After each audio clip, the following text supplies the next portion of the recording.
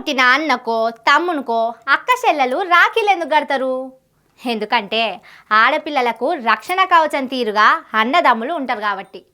దాని గుర్తుగా ప్రతి ఏడు ఆడబిడ్డలు వాళ్లకు రాఖీ కడతారు. ఒక్కసారి రాఖీ కడితే ఎల్లకాలం నిన్ను రక్షించుకుంటా అని మాటిచ్చి ఆడపిల్లల ఆశీర్వాదం దీవెనార్తులు తీసుకుంటారు.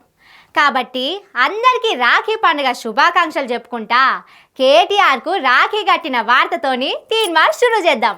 ఆశలే లేని బతుకులకు భరోసా ఇచ్చినందుకు, ఆపదలో ఉన్నోళ్లను ఆదుకున్నందుకు లగచర్ల బంజారా బిడ్డలు కేటీఆర్ కు రాఖీ కట్టిండ్రు. మీరు లేకుంటే ఆగమైపోయేటోళ్ళం కావచ్చు కేటీఆర్ అన్న అని ఒడిల పసిబిడ్డను ఎత్తుకొని వచ్చింది లగచర్ల గిరిజన బిడ్డ జ్యోతి.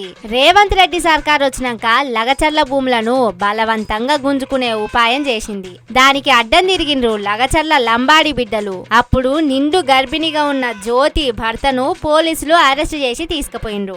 జడివానకు షల్లా చెదురైన పక్షుల గూడు తీరైంది జ్యోతి జీవితం. అగో అప్పుడు కేటీఆర్ జ్యోతికి అండగున్నాడు. ఆమె భర్తను ఇంటికి తీసుకొచ్చేటానికి ఏమేం చేయాలనో అన్ని తీర్లా అండగున్నాడు. తనకు కాన్పై బిడ్డ పుట్టినప్పుడు లగచర్లలా పెద్ద మీటింగ్ జరిగినప్పుడు భూమి నాయక్ అని పేరు పెట్టిండు. అట్లా నా బిడ్డకు మేనమామ తీరుగైండు. ఆపదల నాకు అన్నయ్య రక్షించిండు.